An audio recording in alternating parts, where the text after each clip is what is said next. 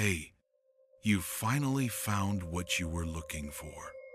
As you listen to my voice and feel the gentle frequencies in the background, you'll notice your body beginning to sink deeper into your bed. Each breath slower, each muscle softer, and with every word, your thoughts become quieter. You can let go now. You can rest.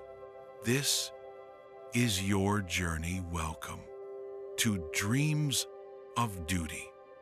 Now, before we begin this journey, take a moment just to breathe.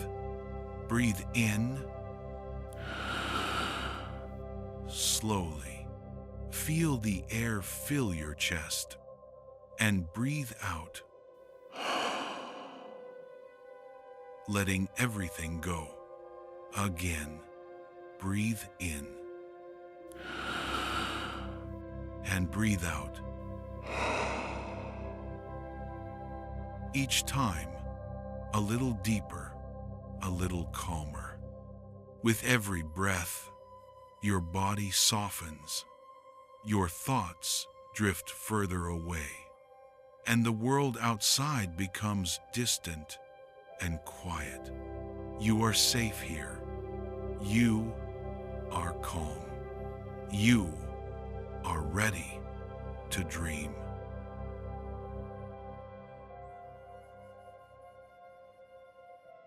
In the year 1389, the Balkan Peninsula stood at the edge of a precipice.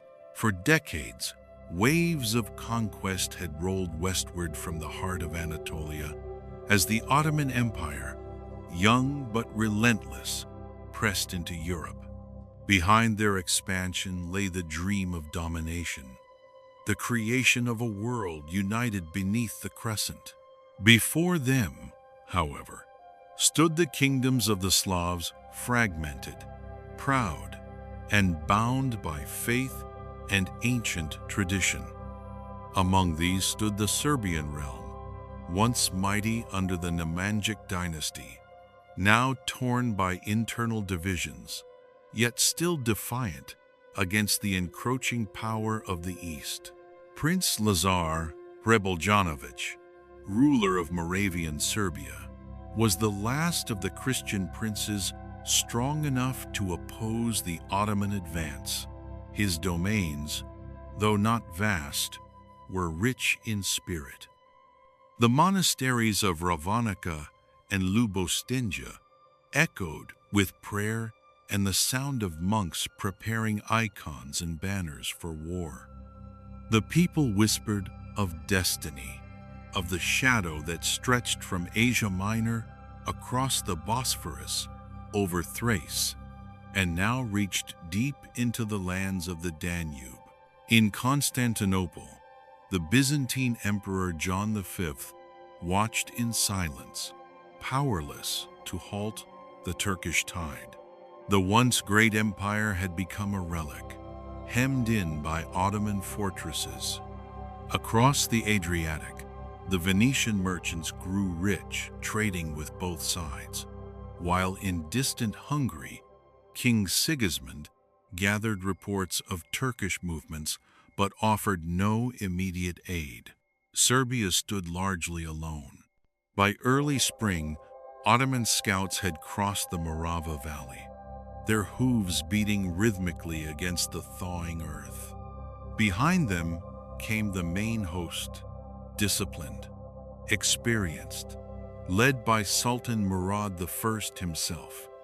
His army, numbering tens of thousands, included janissaries trained from childhood to obey without question, cavalry from Anatolia, and auxiliaries from conquered Balkan states. The crescent banners glimmered in the sun, and drums thundered across the plains. Prince Lazar knew the scale of the threat. He sent envoys to neighboring rulers, Vuk Branković in Kosovo, Durad Balšić of Zeta, and even to the Bosnian king Tiver Tiko. Messages were carried by night, sealed with wax bearing the cross of Christ. The letters spoke of unity, of the need to stand together before the advancing storm. Not all answered. Some doubted, others feared. But enough came to his call to form a coalition worthy of history. Throughout the Serbian lands, bells rang in monasteries, calling men to arms. Blacksmiths worked day and night, forging swords, spears, and armor. Mothers wept as sons marched toward the mustering fields. Priests blessed the warriors, sprinkling them with holy water. It was said that on the eve of their departure, Prince Lazar gathered his nobles and spoke of sacrifice, not for glory, but for faith, for freedom, and for the soul of their people. Meanwhile, in the Ottoman camp near Edirne, Sultan Murad prepared as well. He was no ordinary conqueror, pious, deliberate, and conscious of his role in destiny. Chronicles describe him praying beneath a full moon, his hands raised toward the heavens, asking Allah to grant him victory over the infidels. He ordered his sons Bayezid and Yaqub to lead the vanguard, and his viziers planned the route through Thrace into the heart of Serbia. Every movement was precise, every campaign a step in the empire's inevitable expansion. By late May, both armies were in motion. The fields bloomed with wildflowers, masking the scent of iron and sweat. Serbian scouts rode through valleys and forests, marking Ottoman positions. They carried small wooden crosses around their necks and swore to die before yielding. Farmers along the way abandoned their fields and fled toward monasteries for refuge, knowing that once the armies clashed, nothing would remain untouched. The march to Kosovo was both a pilgrimage and a funeral procession. Soldiers sang hymns as they moved, the words mingling with the rhythm of drums. Monks accompanied them, bearing icons of the Virgin Mary and St. George. Each step brought them closer to destiny, closer to the plain where history itself would be rewritten. By mid-June, the vast field of Kosovo Polje stretched before them, a wide open plain near the confluence of the Lab and Sitnica rivers. Its grass swayed gently in the wind, concealing the quiet tension that hung over the land. Prince Lazar chose this ground deliberately. It was open enough for cavalry maneuvers, but close enough to supply routes. Here, he would make his stand. The Serbian camp spread across the western edge of the field, tents of nobles alongside makeshift shelters of peasants. Fires burned late into the night, and the air was filled with prayer and whispered fears. Across the plain, the Ottoman host assembled with terrifying precision. Their camp glowed with torches, their banners lined in perfect order. Between the two armies lay only silence and destiny. As dawn approached, mist rose from the river, drifting like ghosts between the camps. Both sides prepared for what would come with solemn ritual. The Serbs confessed to their priests, received communion, and knelt before wooden crosses planted in the soil. The Ottomans performed their ablutions, turning east to pray toward Mecca. Two faiths, two worlds, stood ready to collide. Neither side could foresee how their clash would echo for centuries, shaping not only the fate of nations, but the very identity of Europe itself. And as the first rays of sunlight broke across the horizon, a raven flew above the field, circling slowly, as if bearing witness to the moment when the old world would die, and a new one would be born in blood and prayer. The morning of the 28th day of June, in the year 1389, dawned over the plains of Kosovo with a haunting calmness that seemed almost unnatural. The soft light of dawn spilled across the valley, touching the dew on the tall grass and illuminating the banners of two armies that faced one another in tense, waiting silence. It was the feast of Saint Vitus, a sacred day in the Serbian calendar, a day of martyrdom and remembrance, a fitting omen for what was to come. Prince Lazar stood before his assembled host, his armor polished but unadorned, his expression solemn. Around him gathered the greatest lords of Serbia, Vuk Brankovic, Miloš Obilić, Ivan Kosancic, and the stalwart knights of Morava, Toplica, and Kosovo. Behind them, rows of soldiers stood shoulder to shoulder, a sea of iron and faith. The morning mist clung to their faces like a shroud, and though many trembled, none faltered. The prince spoke little.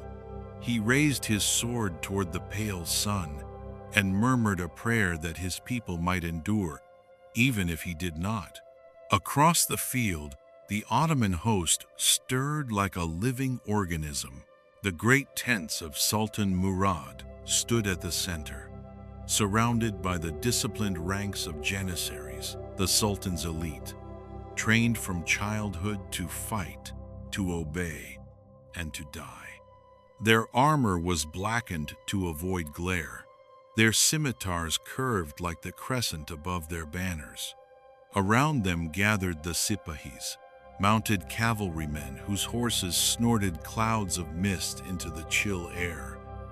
Farther beyond, the banners of the Anatolian contingents rippled in the faint wind, their ranks stretching toward the distant river.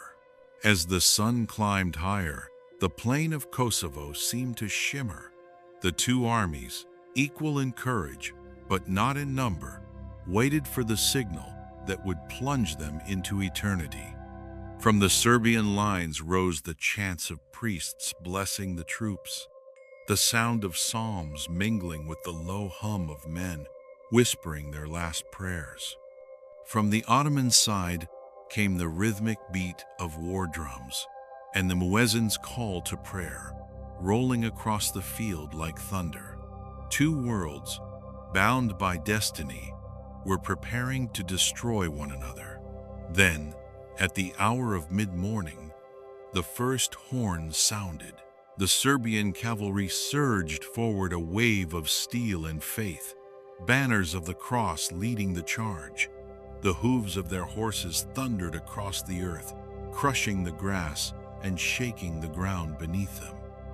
Spears leveled, they rode directly toward the Ottoman center, aiming to break through the ranks before the enemy could fully deploy. Dust rose in clouds, mingling with the shouts of men and the clash of steel. For a moment, it seemed as though the courage of a smaller army might overcome sheer numbers. The initial impact was devastating. The Serbian knights, armored and disciplined, smashed into the first Ottoman lines, scattering light infantry and pushing deep into the formation. Swords clanged against scimitars, shields splintered, and cries of pain filled the air. The janissaries held firm, counterattacking in organized precision, their ranks closing as swiftly as they were broken. Arrows rained from the flanks, darkening the sky, felling horses and men alike. In the midst of the chaos, Prince Lazar rode forward with his guard, directing the assault. His voice rose above the din, calm yet fierce. "For faith, for freedom," he cried, and his men rallied around him. The clash became total. The field transformed into a storm of blood and smoke. On the Ottoman side, Sultan Murad observed from a small rise, his standard planted beside him. He watched the ebb and flow of the battle with a commander's cold clarity. sending orders through his viziers and officers. His sons, Bayezid and Yaqub, led the flanks, commanding thousands of men each. Bayezid, fiery, ambitious, relentless, pressed hard against the Serbian right, while Yaqub maneuvered on the left with measured restraint. The Ottoman lines began to bend but did not break. For hours, the battle swayed like a pendulum. The sun rose high, baking the plain, turning the dew into steam that mingled with the smoke of gunpowder and the metallic scent of blood. Arrows hissed through the air, spears shattered against shields, and cries of Allah and for Christ echoed together until they became indistinguishable, the shared language of human struggle and death. It was then, as chaos consumed the field, that one of the most enduring legends of the Balkans took shape: the tale of Miloš Obilić. A noble of uncertain birth but undeniable courage, he had sworn loyalty to Prince Lazar and was rumored to have pledged a terrible vow that he would strike at the very heart of the Ottoman host and slay the Sultan himself. Whether driven by divine vision or desperate resolve, Miloš mounted his horse and rode alone toward the enemy lines. Covered in dust and blood, he disguised himself as a wounded defector. Ottoman guards, believing him to be a captive seeking mercy, allowed him near the Sultan's tent. There, in the shadow of the great pavilion, surrounded by the green banners of Islam, Miloš drew a hidden dagger and lunged. The blade struck deep into Sultan Murad's abdomen, a mortal wound that would change the course of history. The guards reacted instantly, cutting him down, but the deed was done. The Sultan collapsed, his blood soaking the earth of Kosovo. News of Murad's death spread through the Ottoman camp like wildfire. Some accounts say he lived long enough to whisper a prayer, his face serene even as his lifeblood left him. His son, Bayezid, upon hearing the news, took command without hesitation. Ruthless and brilliant, he rallied his men, concealing his father's death to prevent panic. With cold fury, he ordered an all-out counterattack. The Ottomans surged forward once more, their cries renewed, their discipline unbroken. The Serbian lines, exhausted and thinned, began to falter. Prince Lazar fought valiantly, his sword gleaming under the harsh sun, but the tide had turned. Surrounded and wounded, he was eventually captured by Ottoman soldiers. Brought before the dying Sultan, he was offered no quarter. Both leaders, the Christian prince and the Muslim conqueror, fell on that same field, their deaths forever intertwining their fates. By late afternoon, the battlefield was a wasteland. The grass was trampled and soaked with blood, banners torn, and bodies strewn across the plain. The cries of the dying mingled with the distant caw of crows circling above. Smoke from burning tents drifted across the sky, dimming the light of the sun as if nature itself mourned the carnage below. Bayezid ordered the surviving Serbian nobles executed, fearing future rebellion, yet he also commanded that his father be buried with honor, declaring him a martyr of the faith. Prince Lazar, too, would be remembered as a martyr, a saint of the Serbian Church, the embodiment of sacrifice for the homeland and the cross. Night fell upon Kosovo like a curtain of silence. The moon rose, pale and watchful, over the corpses of men who had fought and died for faiths that, in the stillness of death, seemed eerily alike. Wolves came down from the hills, and the river ran red beneath the stars.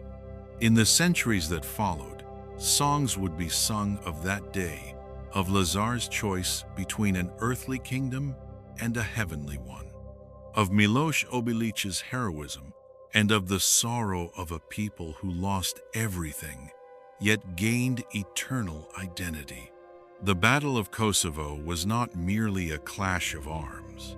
It was the birth of myth, the crucible in which an entire nation's soul was forged.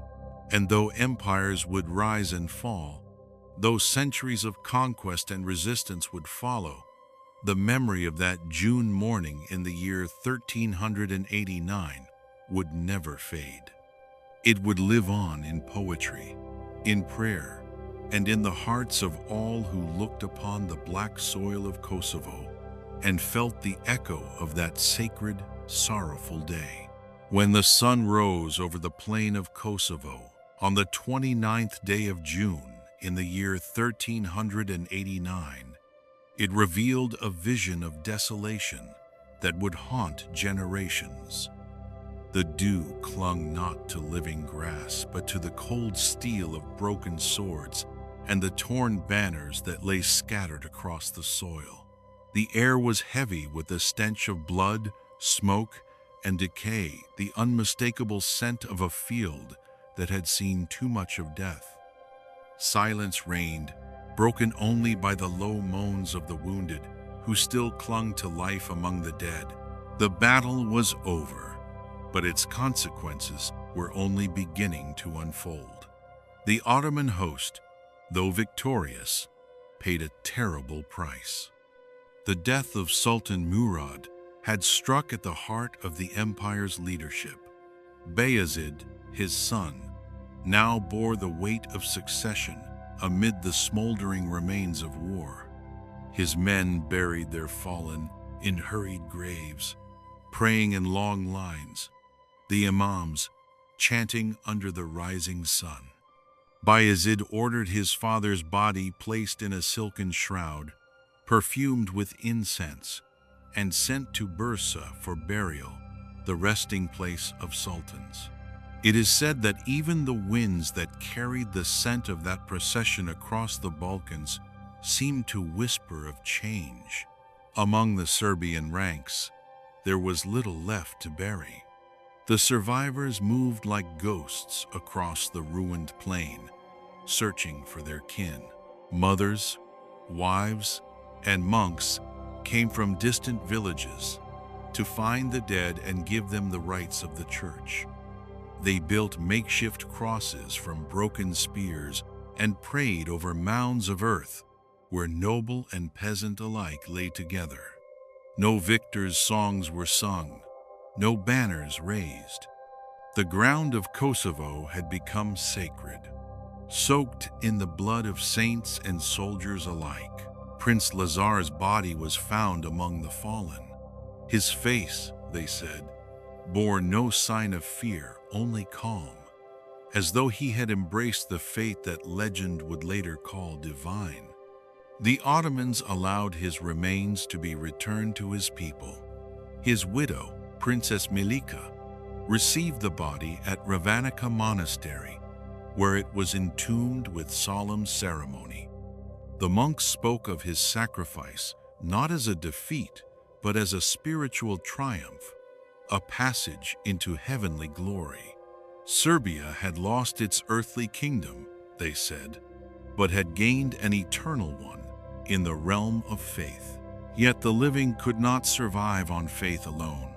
The death of Prince Lazar left a void that no one could easily fill. His heir, young Stefan Lazarević, was still a boy. Princess Milika assumed the regency, ruling with caution and wisdom. She faced an impossible balance to preserve her people under Ottoman dominance while maintaining their Christian identity. Envoys were sent to Bayezid's court, bearing gifts and pledges of loyalty. Serbia, though not fully conquered, became a vassal state to the rising empire. The cross bowed before the crescent, not out of submission, but out of necessity for survival. Bayezid, known to his men as Yildirim, the Thunderbolt, wasted no time in consolidating his rule. He summoned his generals and ordered swift campaigns across the Balkans, subduing the remnants of resistance. The Ottoman war machine, though shaken by Kosovo, emerged stronger. The death of Murad had not weakened the empire, it had baptized it in fire. Under Bayezid's iron hand, the Ottoman banners pressed northward, crossing the Danube and shadowing Hungary's borders. But even in the heart of conquest, the legend of Kosovo followed him. The Sultan was said to have been haunted by dreams of a field drenched in moonlight, of a lone knight in silver armor riding toward him with a dagger in hand. The clerics told him these were omens, signs of divine trial. Bayezid's heart hardened. He would not rest until all of Serbia, Bosnia, and Wallachia bent beneath the Ottoman yoke. Meanwhile, within the walls of Ravanica, Princess Milika turned her sorrow into purpose. She gathered monks, priests, and chroniclers to record the events of the battle. They wrote not only of loss but of eternal victory, of the choice Lazar had made between the earthly kingdom and the heavenly one. Their words would echo for centuries, transforming tragedy into sacred myth.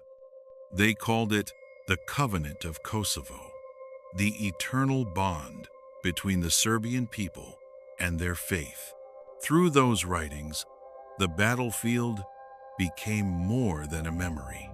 It became a symbol of sacrifice, of unity, and of defiance against impossible odds. Pilgrims began to travel to the site, leaving offerings at the makeshift crosses. Priests chanted vigils each year on the day of St. Vitus, and the people knelt upon the dark soil, believing it to be blessed by the blood of their forefathers. Yet beyond the hymns and prayers, the reality of politics was harsher. The Ottoman Empire expanded relentlessly. One by one, the Balkan strongholds fell. Skopje, once a proud city of trade and art, became an Ottoman administrative center. The towers of Belgrade watched the approach of Turkish garrisons. Bosnia and Albania, too, felt the weight of the crescent.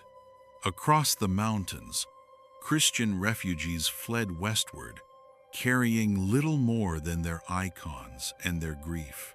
The years following Kosovo were marked by uneasy coexistence. Serbian nobles who survived swore allegiance to Bayezid, their loyalty bought with promises of peace. They were allowed to keep their lands and titles in exchange for tribute and military service. But beneath the veneer of cooperation, resentment festered. The songs sung by peasants in the fields spoke of lost glory and divine vengeance. The name of Miloš Obilić was whispered like a prayer and a curse, the man who had slain the Sultan and bought Serbia immortality through death. As the 15th century approached, Europe itself trembled. The Western kingdoms were consumed by their own wars, England and France locked in the 100 Years' War, the Holy Roman Empire fractured by feuds and ambition. No aid came to the Balkans. The papal calls for crusade went largely unanswered. Only small bands of knights from Hungary and Poland rode south, too few to challenge the empire that now stretched from the Aegean to the Danube. Still, within the monasteries of Serbia, hope endured. The monks wrote by candlelight, painting frescoes of angels and martyrs.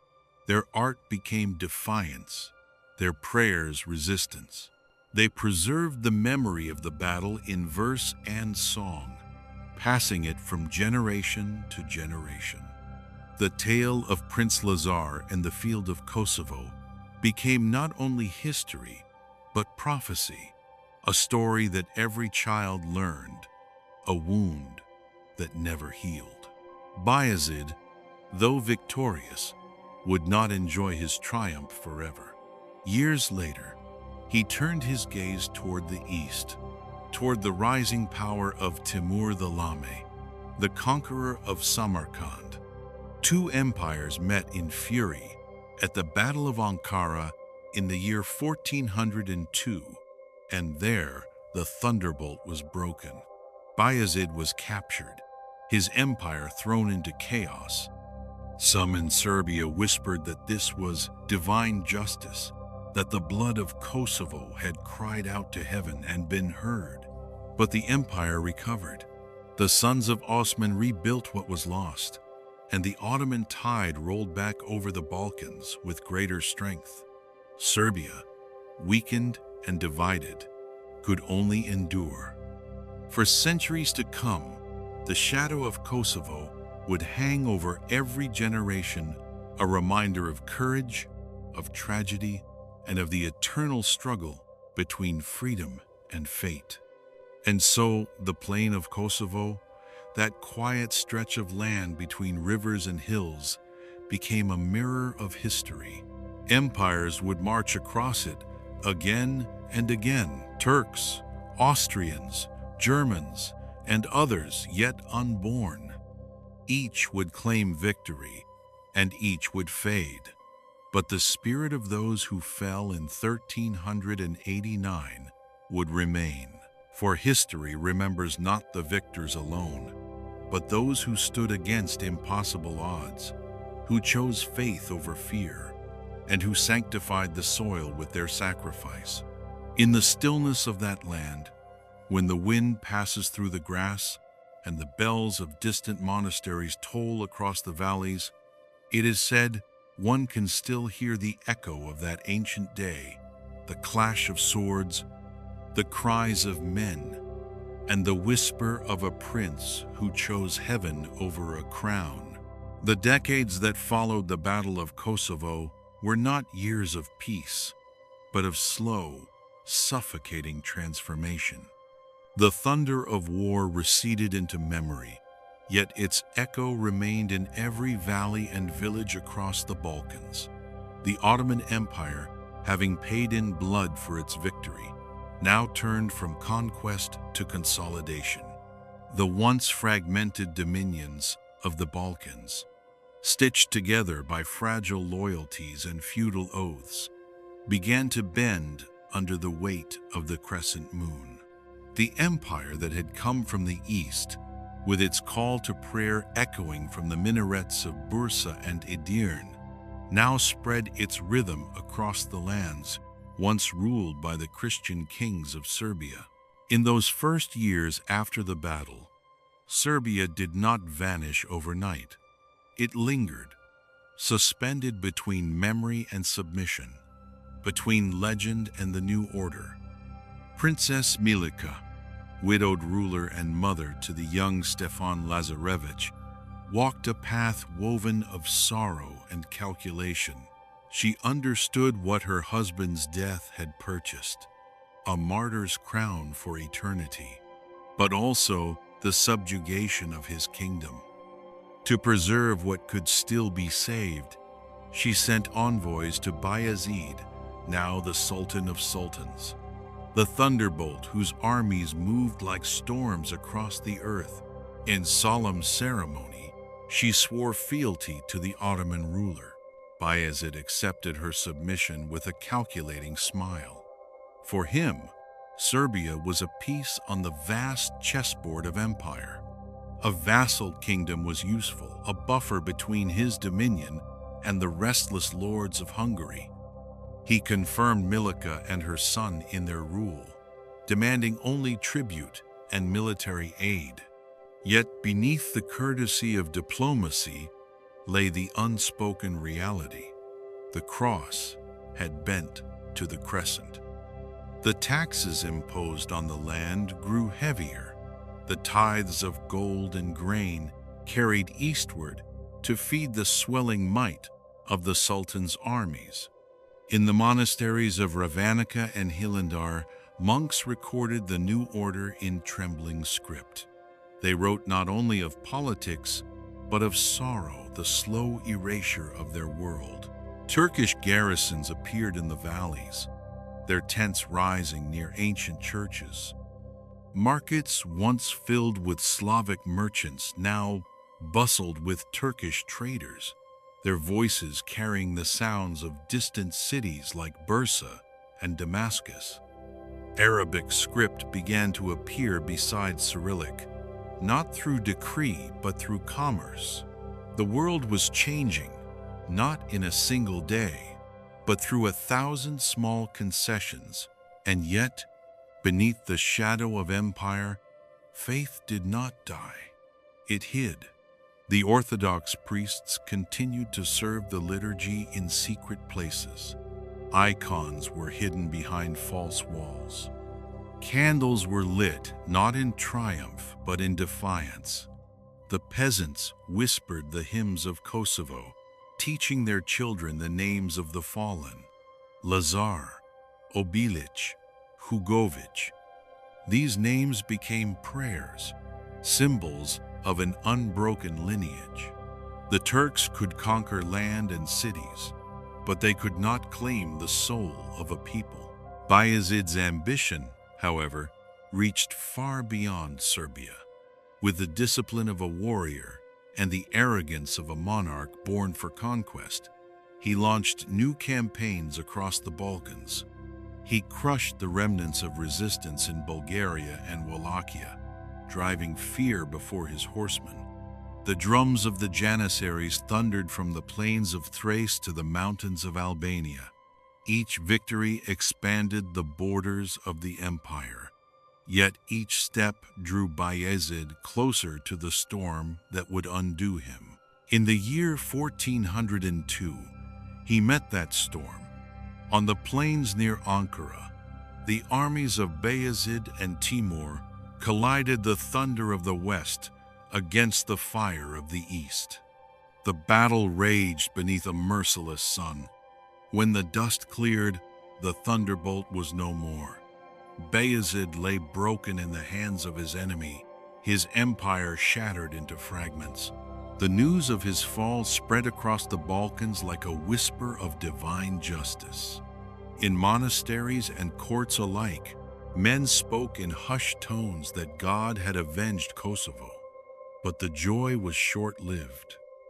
The Ottoman collapse did not bring liberation. It brought uncertainty. Bayezid's sons fought one another for the throne, and the Balkans became their battlefield.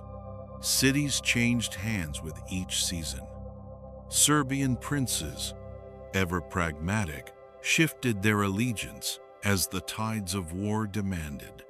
Stefan Lazarevic, now grown and schooled in both chivalry and cunning, saw the world for what it was, a realm ruled not by divine favor, but by the will of men and the march of armies. He rode in Ottoman campaigns, earning the Sultan's trust, yet never forgot his father's death or the ruin of his homeland. In time, fortune favored him. When Mehmed I restored unity to the empire, he confirmed Stefan as despot of Serbia, granting him autonomy in return for loyalty. For a generation, the fragile balance held. During those years, Serbia became a land of contrasts, a vassal in name, yet proud in spirit. The cities rebuilt their markets. The monasteries flourished again, their frescoes depicting not despair but resilience. Stefan founded new churches, their walls alive with color and sacred stories. He gathered scholars and poets to his court at Belgrade, turning it into a beacon of learning amid the darkness of war. Under his rule, art and faith intertwined, and for a fleeting moment, Serbia stood again as a bridge between East and West. But history offers no peace that lasts. When Stefan died, the fragile balance he had maintained began to crumble. His nephew, Durad Brankovic, inherited not a kingdom, but a dilemma. The Ottomans were rising once more, now led by a new line of sultans, more ruthless and efficient than before. The empire had learned from its wounds. Its armies were disciplined, its administration precise. Wherever they marched, they left not chaos but order, the order of domination. The despot's court became a place of impossible choices. The Hungarian kings to the north urged rebellion, promising aid that never came. The Sultan to the south demanded tribute and soldiers. Between them, Serbia bent like a reed in the wind, neither broken nor free. Villages burned, rebuilt, and burned again.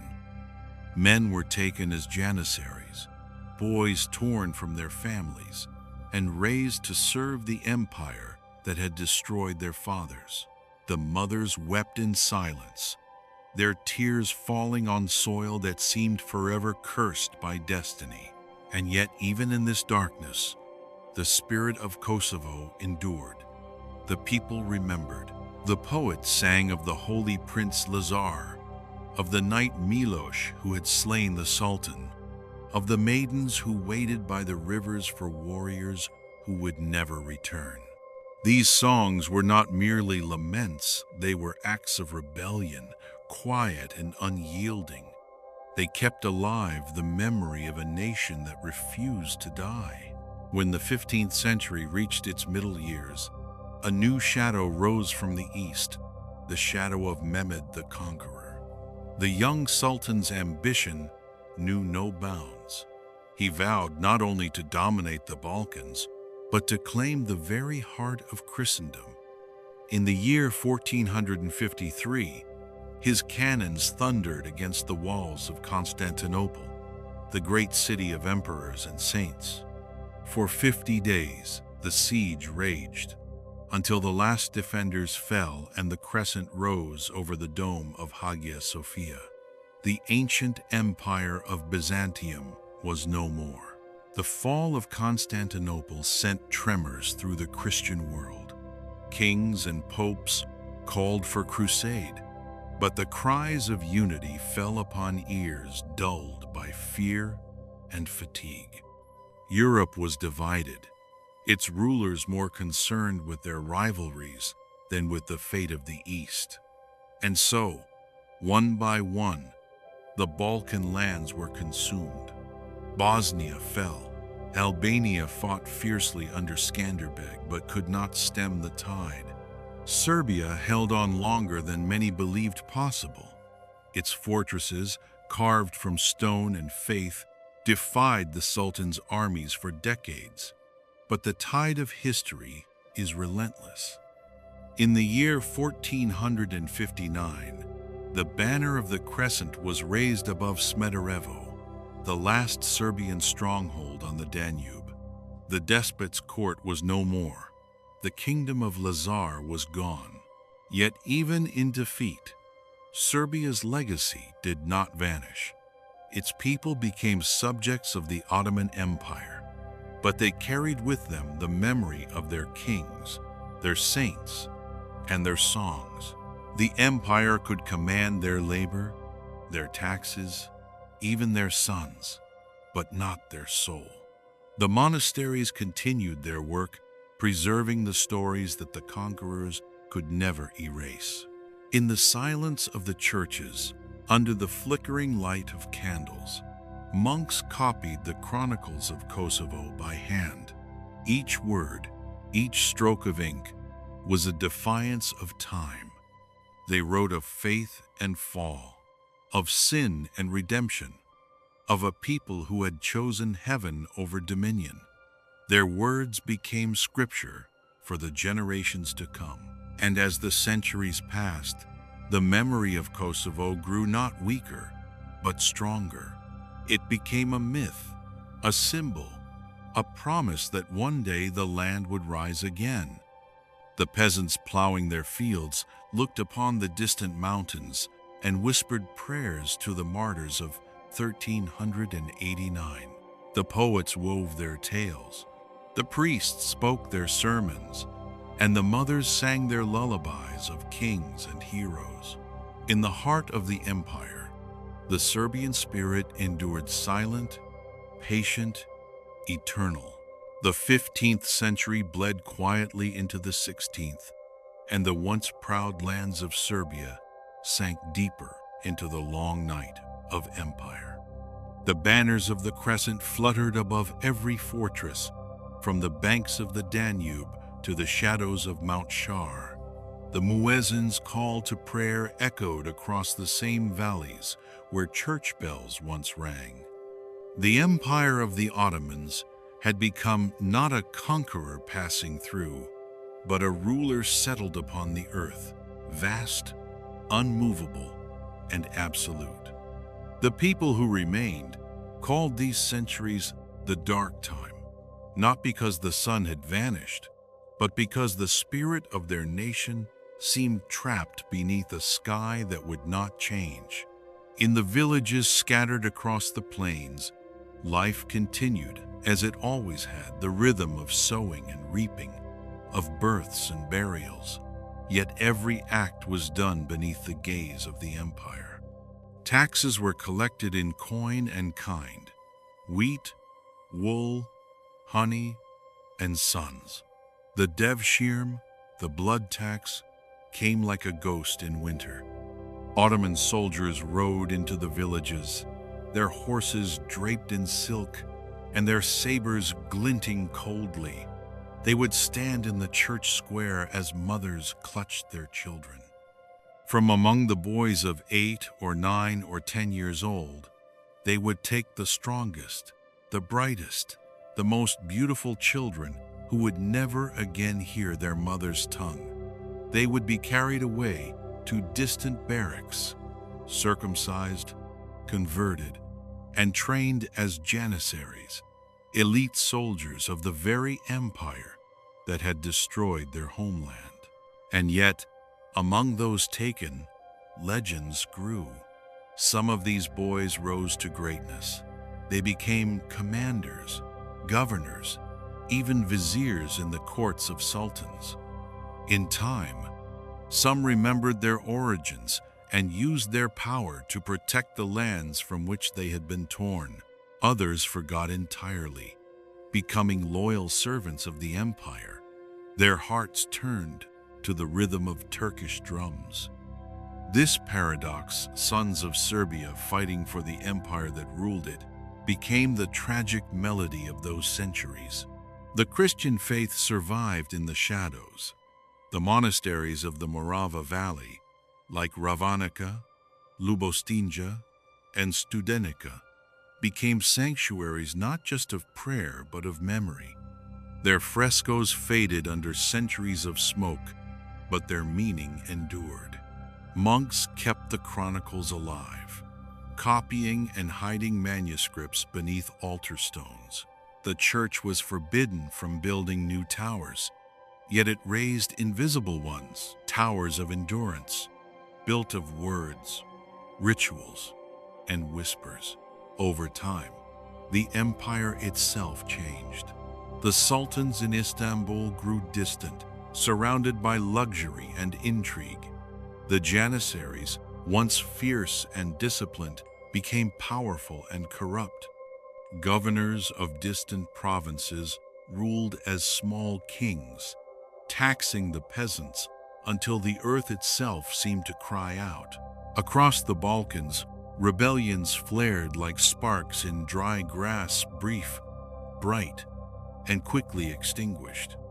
Yet with each uprising, something unseen began to grow.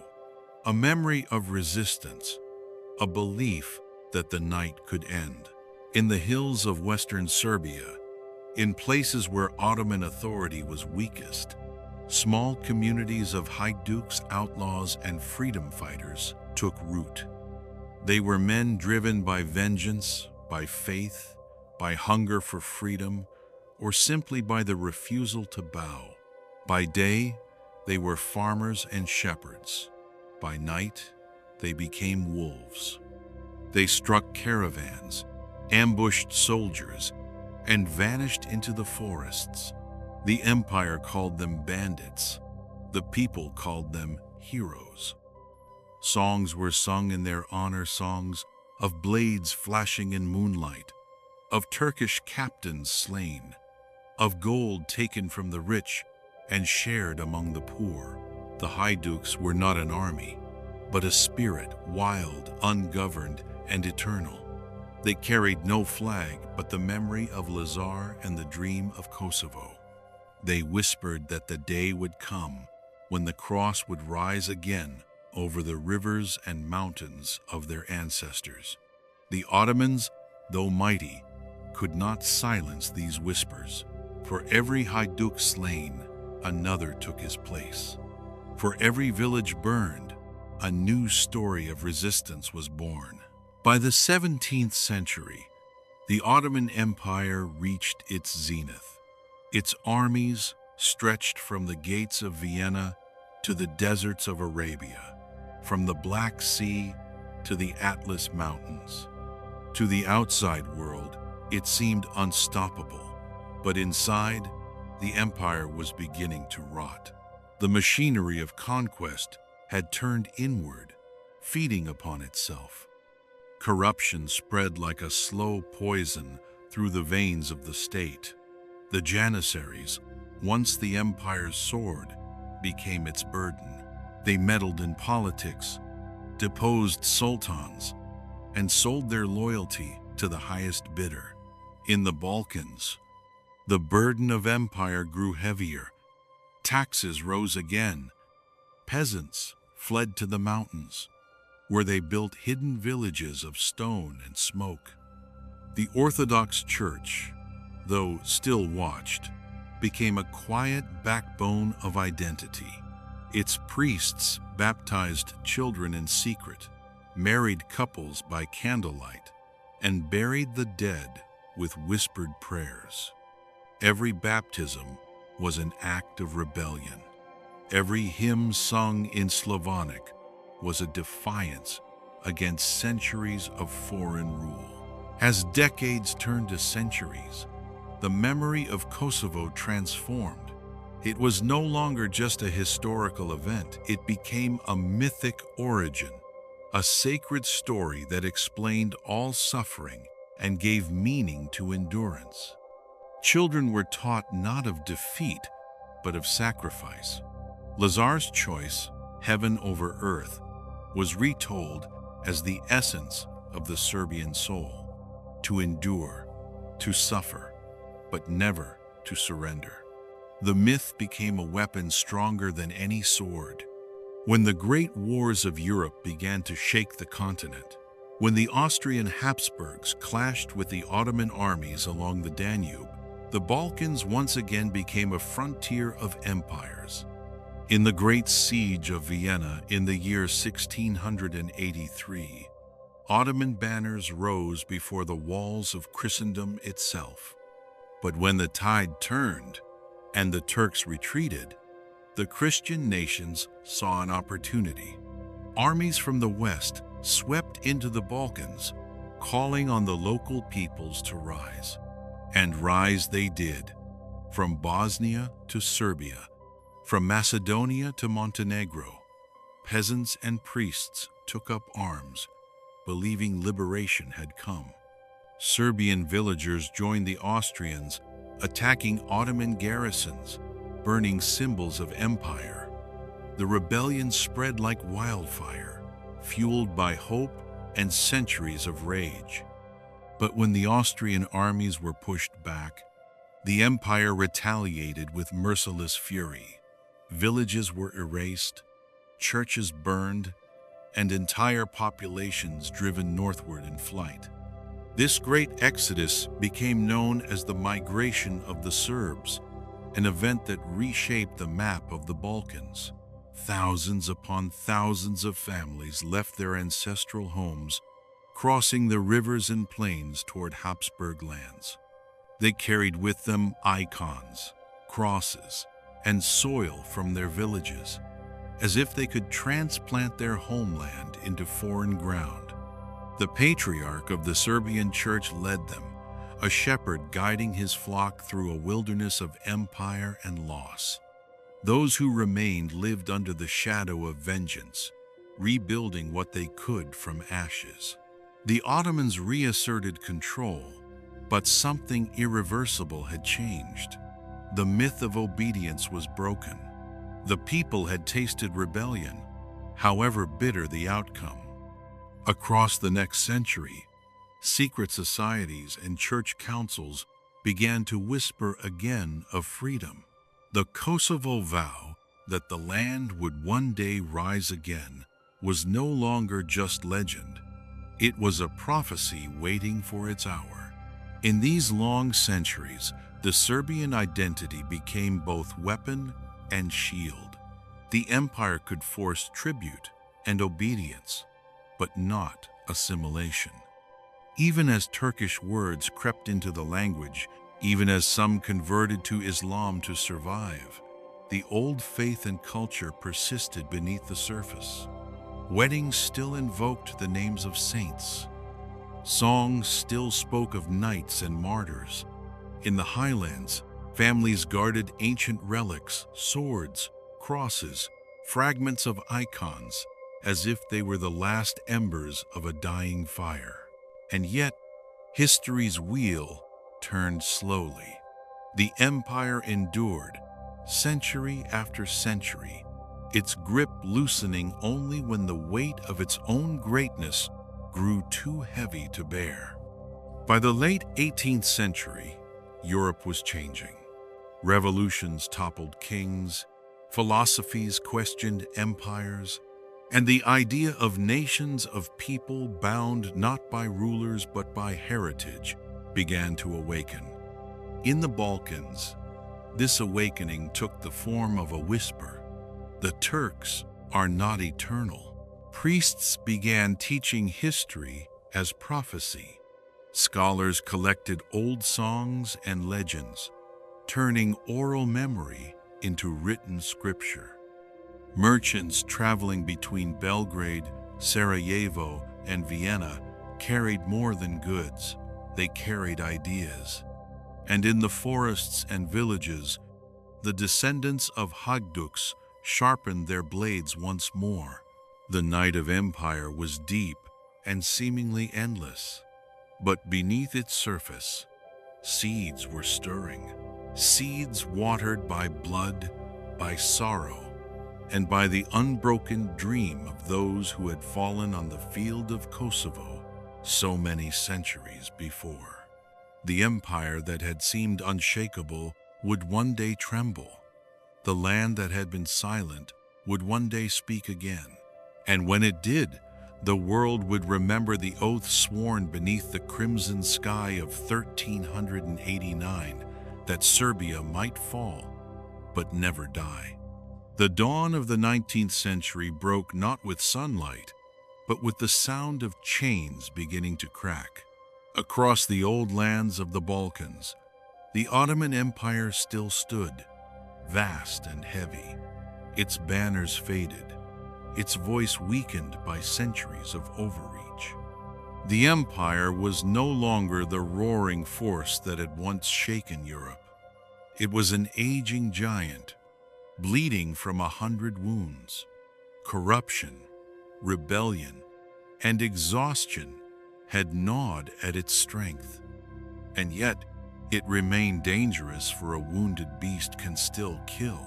In the heart of the empire's European dominions, among the rolling hills and river valleys of Serbia, something long buried began to stir. The people had endured centuries of silence, submission, and despair. But the memory of Kosovo, of Lazar's sacrifice, of the cross raised against the crescent, still lived in the songs of peasants and the prayers of monks. It was a flame hidden beneath ashes, faint but unextinguished. The spark came not from kings or nobles, but from the people themselves. For generations, Serbian peasants had labored under the rule of Ottoman spahis, local landholders granted authority by distant sultans. These men collected taxes, enforced law, and often abused their power without restraint. By the end of the 18th century, however, a new terror arose. The Janissaries, once the elite soldiers of the empire, had become uncontrollable. Having rebelled against the Sultan's authority, they seized control of the Belgrade Pashalik, turning the province into a realm of extortion and fear. They called themselves the Dahi's, 4 renegade Janissary leaders who ruled with iron and cruelty. They murdered the legitimate Ottoman governor and imposed their own tyranny. Villages were burned, women violated, and crops seized. The people groaned under their boots. But in the winter of 1804, the Dahis went too far. Fearing rebellion, they ordered the execution of hundreds of Serbian elders, priests, and local leaders, an act of terror remembered as the slaughter of the Knezes. Heads were displayed on pikes along the road to Belgrade, a warning to any who might dream of freedom. Instead, it became the fuse that ignited the fire. In the small village of Orashak, under the bare branches of February skies, a group of peasants gathered in secret. Among them stood a man of enormous stature and quiet resolve, Dorde Petrovich, known to his people as Kara Dorde, or Black George, a former trader, soldier, and haiduk. He carried in his eyes the memory of centuries of humiliation. There, in the frozen hills, he was chosen by his peers to lead the uprising not as a king, but as a servant of the people and the church. Before the assembled men, a priest held up the cross, and all swore an oath to fight until freedom or death. The rebellion spread like wildfire. Villages rose one after another, armed with whatever they could find: muskets, axes, pitchforks, and faith. Ottoman garrisons were attacked, bridges destroyed, messengers intercepted. Within weeks, the hills of Shumadija echoed with gunfire and cries of liberation. The rebels captured arms from the enemy, grew in number, and gained confidence. Karadordi proved to be not only a fierce fighter, but a capable leader. Under his command, the insurgents formed a structured army, disciplined and motivated by a sense of destiny. The first victories were small ambushes and raids, but they carried immense symbolic weight. Each victory was sung about in ballads, spreading hope across the land. Soon, major towns fell: Valjevo, Ujice, and finally, after fierce fighting, Belgrade itself. The ancient city on the confluence of the Sava and Danube rivers, long a fortress of empire, once again flew the flag of the cross. For the first time in centuries, a free Serbian administration ruled from its walls. Karađorđe's government established schools, a national assembly, and even a printing press. Priests and monks who had hidden in fear for generations now openly blessed soldiers and baptized children beneath the sun. The resurrection of Serbia was not yet secure, but it was real, a fragile flame in the storm. The Ottoman Empire, alarmed by the scale of the rebellion, sent armies to crush it. The fighting was brutal and unrelenting. Battles raged along rivers, forests, and mountain passes. The rebels fought not only for land, but for existence itself. And behind them, the people, women, children, and elders carried food, weapons, and prayers to the front lines. It was a war of faith, of memory, and of revenge. By 1807, the uprising had grown into a full-scale revolution. Serbia became, for a brief moment, a self-governing land under its own leader. Foreign powers began to take notice.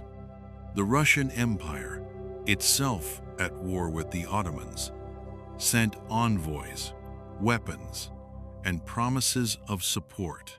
Karađorđe accepted reluctantly, knowing that every foreign alliance carried danger. But without aid, Serbia could not stand alone. Years passed in ceaseless struggle. Victories were won, but each was paid for in blood. Villages were destroyed, populations displaced. The Ottomans launched counterattacks again and again, each time met by stubborn resistance. The people began to believe that perhaps the prophecy of Kosovo, that sacrifice would bring salvation, was unfolding before their eyes. But revolutions are fragile, and empires patient.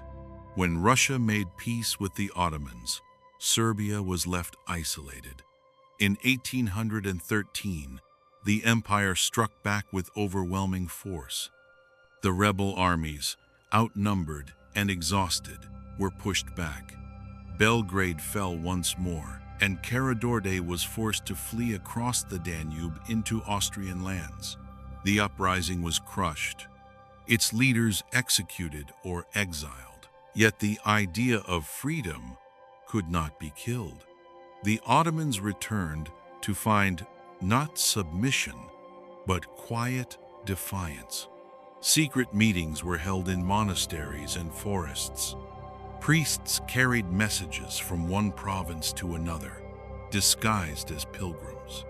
Songs of Karađorđe were sung in whispers, and children grew up hearing that one day the black standard would rise again. That day came sooner than the sultans expected. In 1815, just 2 years after the fall, another uprising erupted, this time led by Miloš Obrenović, a man shrewder and more cautious than his predecessor. Unlike Karađorđe, Miloš understood the delicate balance between rebellion and diplomacy. He fought the Ottomans fiercely when necessary, but negotiated tirelessly when possible. He used both sword and word, both faith and cunning. The second uprising was shorter but more successful. The Ottomans, weakened by internal strife and foreign wars, realized that endless bloodshed would only drain the empire further. In a remarkable turn of history, the Sultan recognized Serbian autonomy. Serbia remained nominally under Ottoman rule, but was granted the right to govern its own affairs, collect its own taxes, and maintain its own army. It was the first true victory in 4 centuries. The dream born at Kosovo had begun to take flesh again. Villages rebuilt, churches reopened, and the sound of bells once more echoed across the valleys. The monasteries, silent witnesses to centuries of darkness, now saw the return of pilgrims. The monks, who had prayed through the long night, wept as they watched banners bearing the cross rise again above the land. Karađorđe, who had once fled in exile, would later return only to be betrayed and murdered, his head sent to Istanbul as a trophy. But even his death could not undo what had begun. His name became legend, his image painted in monasteries alongside saints and martyrs. The dynasty that bore his name and that of his rival, Obrenović, would define the political struggles of Serbia for the next century. By the middle of the 19th century, Serbia had evolved from a rebel province into a recognized principality. Its leaders built schools, courts, and roads. Belgrade grew again into a city of trade, culture, and ambition. The people, long denied a voice, began to speak with confidence. Writers, poets, and priests revived the language, turning folk tales into national epics. History itself became a weapon of identity. Every poem, a sword. Every church, a fortress. Beyond Serbia's borders, the world was changing. Empires trembled before revolutions. The Greeks rose against the Ottomans, inspired by the same faith and defiance. The Bulgarians, Romanians, and Montenegrins followed. The Eastern question, what to do with the dying Ottoman Empire, became the obsession of Europe's powers. Yet for the Serbian people, it was not a question of diplomacy. It was a question of destiny. The 19th century became an age of rebuilding, but also of remembering. Every village carried scars. Every field held bones. The elders still spoke of the Battle of Kosovo as if it had happened yesterday. The young grew up not fearing empire, but expecting its fall. And beneath the calm of politics and treaties, the old fire smoldered, waiting for the moment when Serbia would not only rise, but unite. By the time the century neared its close, the Ottoman shadow had retreated far to the south. The empire that once claimed the world's greatest armies now clung to the remnants of its European lands. And from those lands, the nations it had long suppressed began to awaken one by one. For the Serbs, the promise of Lazar and the sacrifice of centuries were nearing fulfillment. The uprisings had done more than free their soil. They had resurrected their soul. And in the quiet villages, where candles burned before icons of saints and heroes, one truth was whispered from generation to generation. That which is lost can be found again. That which dies for truth is never dead. The flame of Kosovo burns in every heart, and it shall not go out until the dawn of freedom lights all the mountains of our land.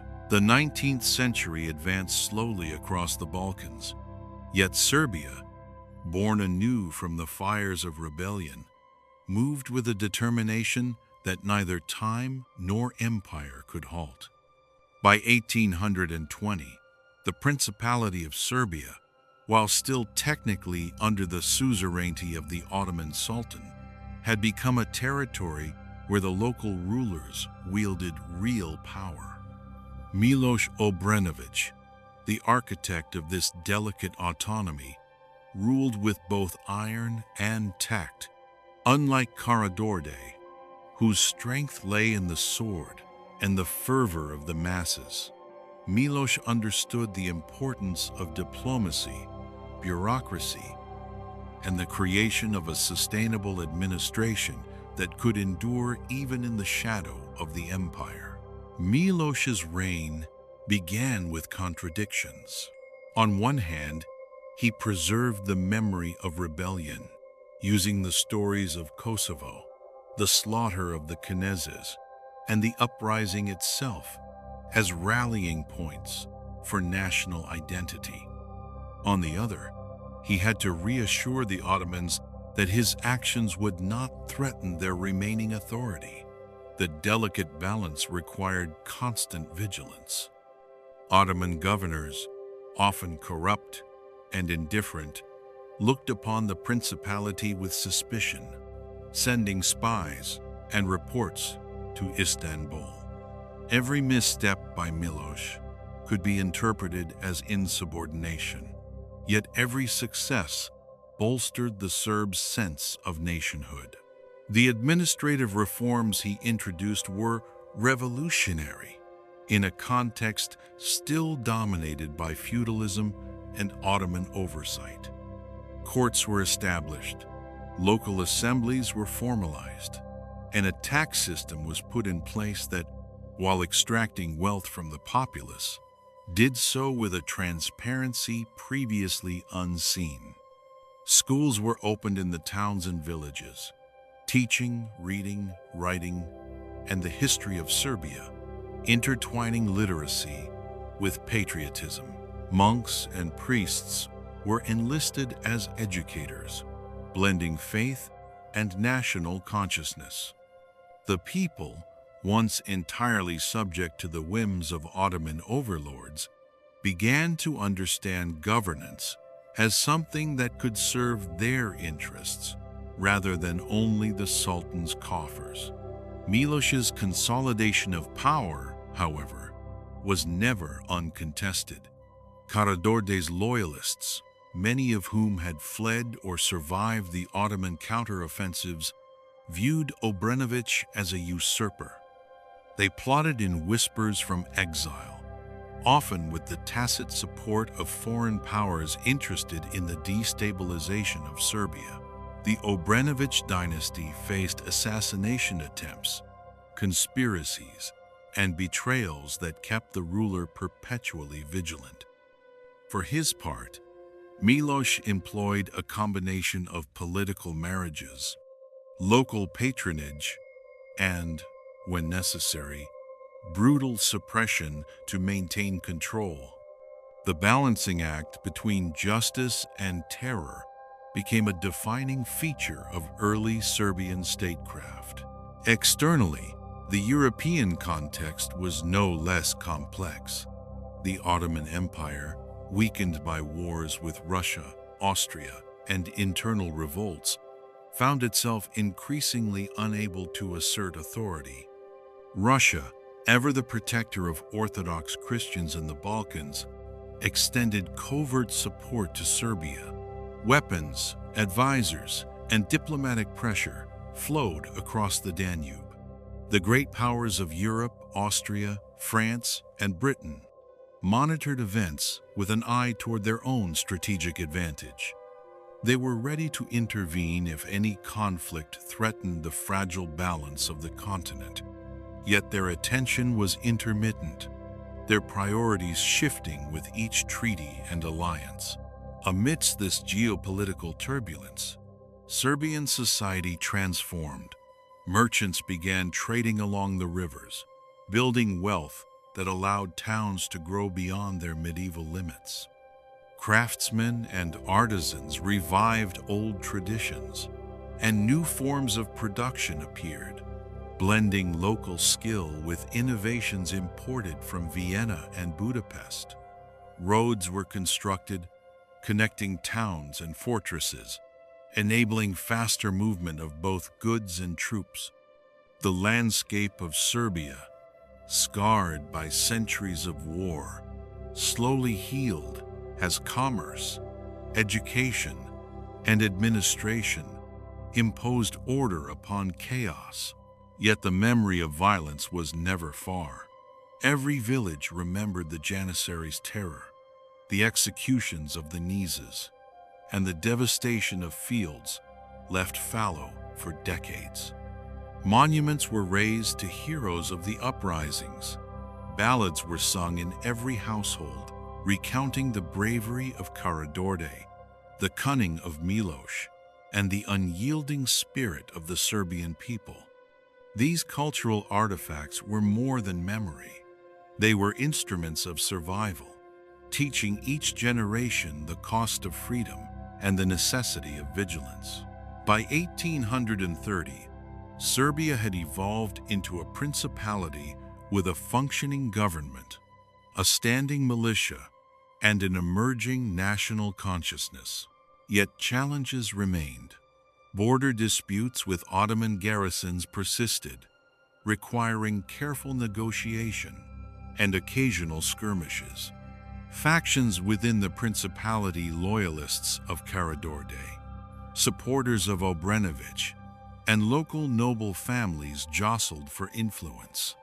Every decision by the ruler could provoke revolt or invite foreign intervention. Miloš ruled not just with the power of law, but with the constant awareness of fragility. The next generation, raised in the relative stability that Miloš's reforms provided, began to imagine Serbia beyond the constraints of Ottoman suzerainty. Intellectuals, inspired by the Enlightenment, debated ideas of constitutional monarchy, civil rights, and national sovereignty. Poets and historians wrote of a Serbia united and strong, recalling the glory of medieval kings, the sacrifices of the uprisings, and the promise of a nation reborn. The church remained central, but increasingly as a moral and cultural guide rather than the sole arbiter of political authority. Miloš's successors, inheriting the structures he built, faced the dual task of modernizing the principality while preserving its identity. The lessons of the uprisings, the strategies of rebellion, and the diplomacy of survival informed every decision. By the middle of the 19th century, Serbia had established a bureaucracy capable of managing taxation, justice, and defense without direct Ottoman oversight. The army, small but disciplined, became a symbol of autonomy, a deterrent against both internal insurrection and external aggression. As Serbia matured, its leaders navigated the complex web of European alliances. The Austro-Hungarian Empire remained a looming presence to the north, while the Ottoman Porte, weakened but still formidable, lingered to the south. Russia's influence, both protective and intrusive, shaped domestic and foreign policy. Within this nexus, Serbian rulers carefully balanced acts of rebellion with acts of diplomacy, ensuring survival while cultivating the dream of full independence. The social fabric of Serbia also transformed. Urban centers grew into hubs of commerce, education, and culture.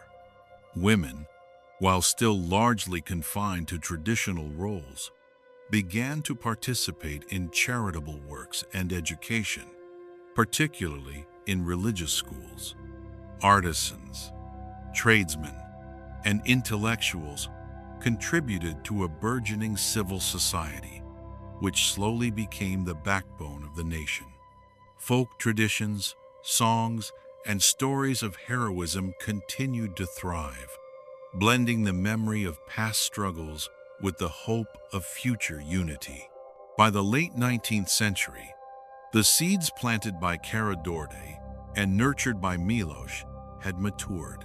Serbia had emerged from centuries of subjugation as a principality capable of self-rule, a beacon of Orthodox culture and national identity.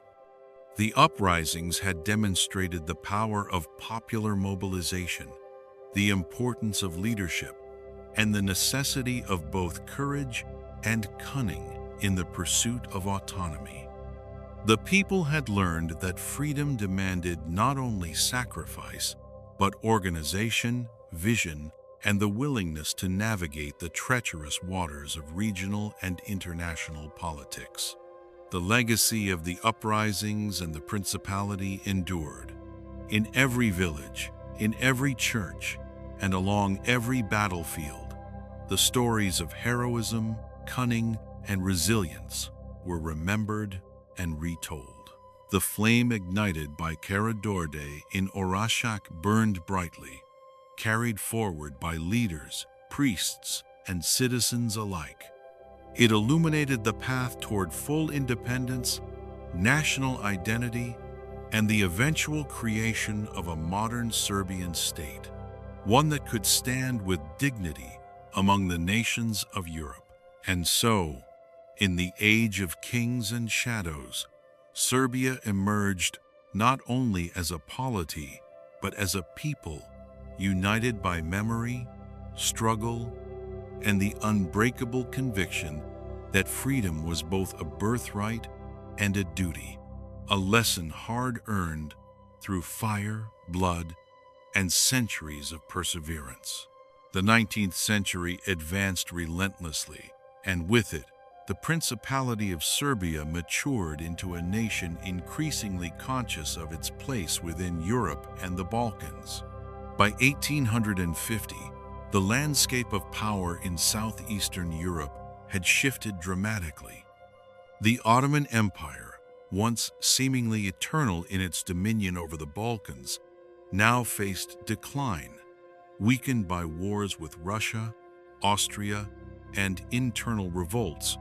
The great powers of Europe, Britain, France, and the Habsburg monarchy, observed the region with an ever-watchful eye, each seeking to extend influence, secure trade routes, and prevent the rise of rival powers. For Serbia, this shifting geopolitical stage created both opportunity and peril. The Obrenović dynasty, which had been established by Miloš Obrenović after the uprisings of the early 19th century, now faced the complex task of transforming Serbia from a semi-autonomous principality under Ottoman suzerainty into a modern, self-sufficient state. Miloš's successors, particularly his son Milan, inherited both a burgeoning bureaucracy and a society increasingly aware of its potential for autonomy. By 1868, Serbia had achieved full administrative control over its territory, with schools, courts, and local assemblies functioning with a level of independence previously unimaginable under Ottoman oversight. Yet despite this progress, true sovereignty remained a dream that required careful diplomacy, strategic alliances, and, when necessary, the calculated use of force. The population of Serbia during this period was both resilient and wary, shaped by decades of conflict and survival. Villages remembered the devastation wrought by mercenary armies during the uprisings, the punitive expeditions of Ottoman governors, and the famines that followed. Yet they also remembered victory, the liberation of towns, the establishment of law and order, and the creation of a nascent national identity. Folk songs, epic poems, and oral histories preserved these memories, embedding in every generation a sense of pride, vigilance, and communal responsibility. These cultural artifacts were more than entertainment. They were instruments of social cohesion, moral education, and political continuity. Economically, Serbia was transitioning from a primarily agrarian society to one with emerging commercial networks. Merchants traveled along the Danube and Morava rivers, connecting towns and facilitating trade with neighboring regions. Craftsmen revived traditional skills, blending local techniques with innovations imported from Vienna, Budapest, and other European centers. Roads were improved, fortresses repaired, and towns expanded, creating both physical and psychological connectivity within the principality. The revival of commerce and infrastructure not only strengthened the state, but also laid the foundation for the emergence of a modern national economy capable of sustaining military, administrative, and cultural ambitions. Militarily, Serbia faced ongoing challenges.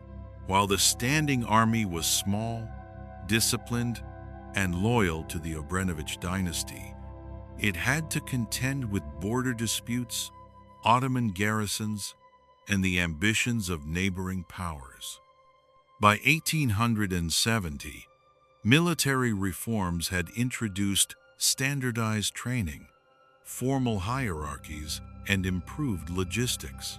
Conscription was carefully managed to balance the needs of defense with the social and economic demands of rural life. The army became a symbol of national pride, a deterrent against aggression, and a mechanism for internal stability. However, the lessons of the uprisings remained clear. The military alone could not guarantee freedom. Leadership, diplomacy, and the cultivation of popular support were equally essential. The political evolution of Serbia during this era was equally complex.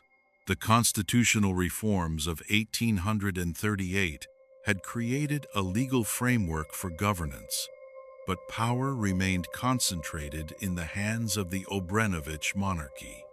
Political factions, however, were emerging supporters of the dynasty, followers of Karađorđe's descendants, and local elites seeking greater autonomy. Public debates about governance, civil rights, and national identity became increasingly common, particularly in urban centers like Belgrade, Kragujevac, and Novi Sad. Newspapers, pamphlets, and salons facilitated the exchange of ideas, creating a public sphere where political discourse, nationalist sentiment, and social critique could flourish. Externally, Serbia's relations with neighboring powers were a delicate balancing act. Austria-Hungary, long wary of Slavic nationalism, monitored Serbian ambitions closely, particularly after the revolutions of 1848, which had rocked the Habsburg Empire. Russia, continuing its historical role as protector of Orthodox Christians in the Balkans, provided diplomatic support, advisors, and military guidance, though often with strategic motivations of its own. The Ottoman Empire, though weakened, retained nominal authority and maintained garrisons in key strategic locations. Serbian rulers had to negotiate treaties, manage alliances, and occasionally demonstrate military resolve to maintain the principality's autonomy without provoking catastrophic conflict. Culturally, the period witnessed a flourishing of Serbian literature, art, and education. Schools multiplied, teaching literacy, history, and the principles of governance. Intellectuals debated the nature of nationhood, the role of the monarchy, and the responsibilities of citizens. The church remained central to education and cultural life, though increasingly as a moral and national guide rather than as the sole arbiter of authority. Literary works celebrated historical victories, recounted the heroism of uprisings, and fostered a sense of shared identity that transcended regional and social divisions. The struggle for modernization also encompassed the economy. By the mid-19th century, Serbia was developing a network of artisans, merchants, and early industrial ventures. Towns like Belgrade became hubs of commerce, attracting traders from the Ottoman Empire, Austria-Hungary, and Russia.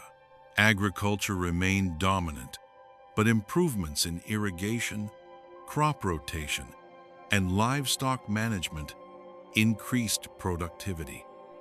Roads and bridges facilitated trade and troop movements, while the growth of markets enabled a more integrated national economy. These economic developments reinforced the political and military structures, creating a foundation for long-term stability and growth. By 1875, Serbia was no longer a principality constrained by Ottoman suzerainty, but a nation increasingly confident in its capacity for self-governance. National consciousness had deepened, grounded in historical memory, cultural cohesion, and political experience. The population, shaped by decades of struggle, understood that freedom demanded vigilance. participation, and resilience. Folk traditions, epic poetry, and the remembrance of uprisings served as both moral guidance and practical lessons in leadership, strategy, and survival. The final decades of the 19th century saw Serbia preparing for a new phase of independence. Diplomatic initiatives, military modernization, and cultural consolidation converged to create a nation capable of asserting itself on the Balkan stage. The memory of past struggles, the battles of Orashak, the victories of Miloš Obrenović, and the resilience of the people informed every decision.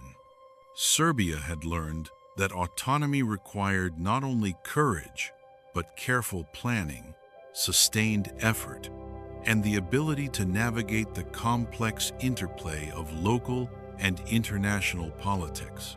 By the close of the century, Serbia stood poised to enter a new era. The foundations laid by the Obrenović dynasty, combined with the lessons of history and the resilience of its people, created a nation ready to claim full sovereignty. The principles of governance, military organization, and cultural identity established during this period would guide Serbia through the challenges of the 20th century, including the Balkan Wars, the collapse of empires, and the tumult of global conflict. The journey from principality to kingdom was a testament to the enduring power of national consciousness, strategic vision, and the unbreakable will of a people shaped by centuries of struggle. The dawn of the 20th century brought with it a new chapter in Serbia's struggle for full sovereignty and regional influence. By 1899, the principality had consolidated its internal structures, strengthened its military, and cultivated a sense of national identity that was now inseparable from its cultural memory. Yet the Balkans remained a volatile region, a powder keg ignited by competing ambitions, historical grievances, and the decline of empires. The Ottoman Empire, once dominant, had become a shadow of its former self, while Austria-Hungary and Russia watched over the region, ready to intervene whenever their interests were threatened. For Serbia, the task was clear: assert its place as a sovereign state, protect its people, and navigate the treacherous waters of Balkan diplomacy. The first significant test came in 1899 with the assassination of King Alexander Obrenović, an event that shocked the nation. The king, whose policies had sought to modernize Serbia while maintaining stability, was killed in a palace coup orchestrated by dissatisfied military officers and political rivals. His death marked the end of the Obrenović dynasty and ushered in a period of uncertainty, but also opportunity. The Karađorđević dynasty, long exiled and historically tied to the legacy of the first Serbian uprising, ascended to the throne, with Peter I as the new king. King Peter, already in his late 40s, brought with him a vision of Serbia as a modern, assertive, and independent state, willing to defend its people and pursue its ambitions in the Balkans.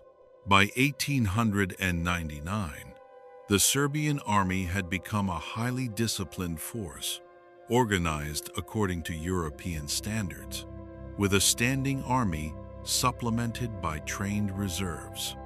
Military reforms implemented during the reigns of both the Obrenović and Karađorđević dynasties had modernized equipment, introduced standardized training, and professionalized officer corps. Conscription ensured that nearly every able-bodied male had undergone military instruction, creating a society where defense of the nation was both a duty and a shared cultural expectation. Military academies in Belgrade and Kragujevac trained officers in strategy, logistics, and modern warfare, preparing Serbia for the inevitable conflicts that would shape the region. The early years of the 20th century saw rising tension in the Balkans, driven by the decline of the Ottoman Empire and the ambitions of emerging nation-states. Serbia, motivated by both nationalist ideology and strategic necessity, began to assert claims over territories with significant Serbian populations, including Kosovo, Macedonia, and parts of Montenegro. Diplomatic efforts were accompanied by covert military planning, with the Serbian General Staff preparing contingencies for potential conflict with both Ottoman forces and Austria-Hungary. The population, deeply aware of the historical significance of Kosovo as the site of the 14th century battle against the Ottomans, viewed the recovery of these territories as both a moral and national imperative. The Balkan Wars of 1812 and 1813 provided Serbia with both opportunity and trial. In the First Balkan War, Serbia allied with Bulgaria, Greece, and Montenegro as part of the Balkan League, aiming to expel Ottoman forces from Europe. Serbian troops, seasoned by decades of military discipline and inspired by nationalist fervor, advanced into Kosovo, Macedonia, and the regions surrounding the Morava and Vardar rivers. The battles were brutal, fought in mountainous terrain and harsh winter conditions. Supply lines were stretched, diseases spread, and civilian populations often suffered alongside the combatants. Yet the Serbian army achieved remarkable successes, capturing key towns and strategic passes, demonstrating both organizational skill and the resilience of its soldiers. Diplomacy proved as crucial as military prowess. Following the Ottoman defeat in the First Balkan War, Serbia negotiated the expansion of its borders, securing territories in Kosovo, parts of Macedonia, and access to the Adriatic through Montenegro. However, the spoils of victory created friction among the former allies. Bulgaria, dissatisfied with the distribution of territory, sought to assert its claims through force, leading to the outbreak of the Second Balkan War in 1813. Serbia faced a complex battlefield, defending its newly acquired lands while confronting both Bulgarian and Ottoman forces. Strategic coordination, careful diplomacy, and the loyalty of the military ensured that Serbia emerged from the conflict with its territorial gains intact, though at significant human and economic cost. The impact of the Balkan Wars extended beyond borders. Serbia's population, now numbering over 2 million, had experienced the realities of modern warfare: mass mobilization, artillery bombardment, sieges, and the displacement of civilians. The lessons of these conflicts shaped both military doctrine and national consciousness. Serbian society internalized the notion that survival and sovereignty required not only courage, but careful planning, unity, and resilience. Folk narratives, newspapers, and official reports chronicled the bravery of soldiers and the sacrifices of civilians, creating a shared historical memory that would influence generations to come. By 1814, Serbia's position in the Balkans had grown stronger, but tensions with Austria-Hungary were intensifying. The dual monarchy viewed the rise of Serbian nationalism as a direct threat to its control over Bosnia-Herzegovina and other territories with significant Slavic populations. Diplomatic crises, border skirmishes, and espionage characterized the relationship between Serbia and Vienna, while Russia continued to act as a protective ally, offering military advisors and political support. The stage was set for a confrontation that could ignite a broader European conflict. The assassination of Archduke Franz Ferdinand in Sarajevo on June 28, 1914, by Gavrilo Princip, a Bosnian Serb nationalist, marked the beginning of that confrontation. Austria-Hungary, interpreting the assassination as a challenge to its authority, issued a series of ultimatums to Serbia, demanding the suppression of nationalist organizations, the removal of officials, and unrestricted investigation rights within Serbian territory. Serbia, committed to sovereignty and aware of the strategic support offered by Russia, accepted most demands, but rejected those that would compromise its independence. Diplomacy failed, and on July 28, 1914, Austria-Hungary declared war on Serbia. The declaration of war activated a chain reaction across Europe. Russia mobilized in defense of Serbia. Germany declared war on Russia. And within weeks, the major powers of Europe were drawn into a conflict that would become known as the First World War. Serbia, despite its relatively small size and limited resources, faced the full might of Austria-Hungary. The Serbian army, though outnumbered, employed innovative defensive tactics, utilizing the rugged terrain, fortified positions, and guerrilla-style maneuvers to resist the initial invasions. Battles at Sur, Kolubara, and the Drina River demonstrated both strategic acumen and extraordinary resilience.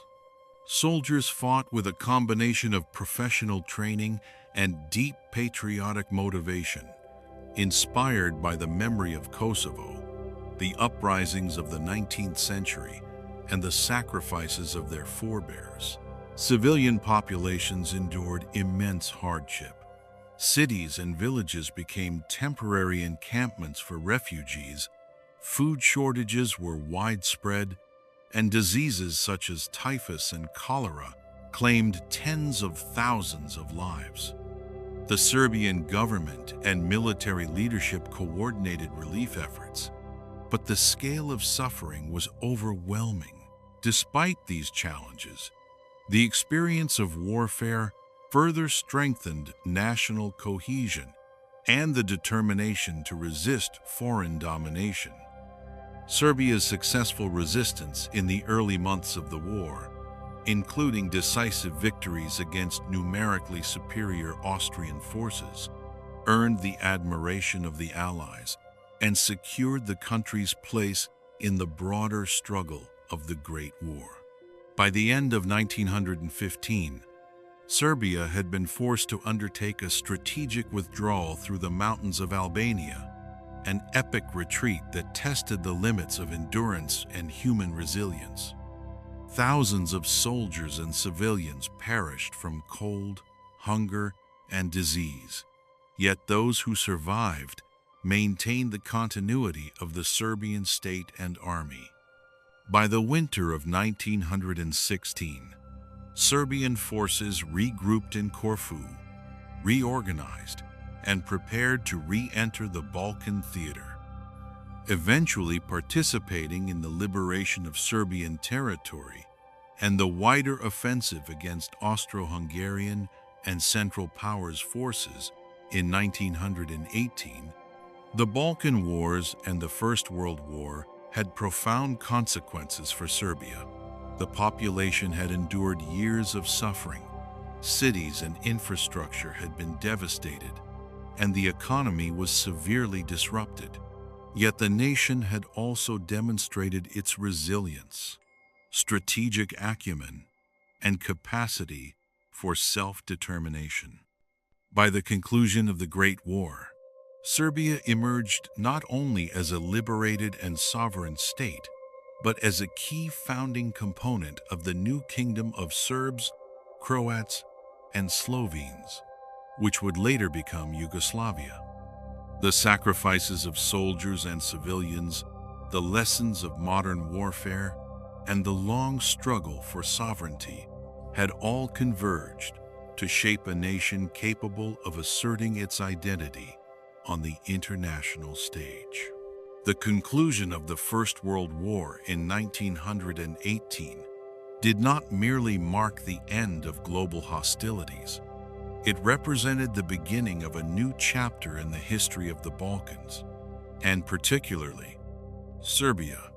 Emerging from the devastation of war, the Serbian state was left physically scarred, its population reduced by combat, disease, and famine, yet politically elevated to a central role in the creation of the Kingdom of Serbs, Croats, and Slovenes, proclaimed on December 1st, 1918. This new kingdom was a complex political entity, uniting diverse ethnic, religious, and linguistic groups under a single monarchy led by King Peter I, who had guided Serbia through the crucible of the Great War. The immediate post-war years were defined by a struggle to establish functional governance in a country marked by territorial diversity, infrastructural ruin, and profound social dislocation. Serbia's central role in the kingdom, both geographically and politically, positioned it as a dominant force, yet also created tensions with other ethnic groups, particularly Croats and Slovenes, who sought regional autonomy.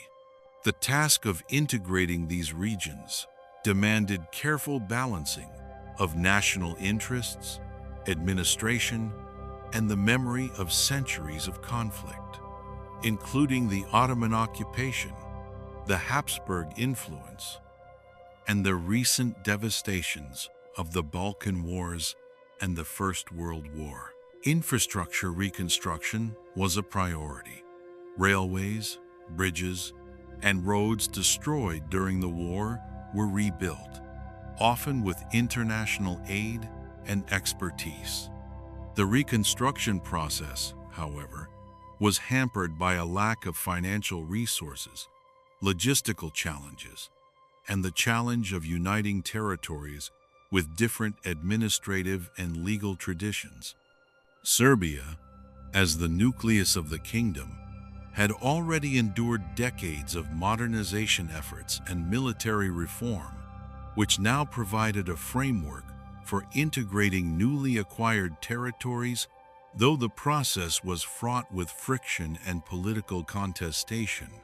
Economically, the interwar period presented both opportunities and obstacles. Agricultural production remained the primary occupation for the majority of the population, yet the devastation of farmland during wartime campaigns, coupled with the loss of human capital, meant that food shortages were a persistent challenge in the early 1920s. Industrialization efforts, concentrated in urban centers such as Belgrade, Novi Sad, and Niš, sought to diversify the economy and create employment for a population traumatized by war. Investments in infrastructure, manufacturing, and education were vital for the kingdom's stability. Yet disparities between regions created social and political tensions. Politically, Serbia played a dominant role in the newly formed kingdom.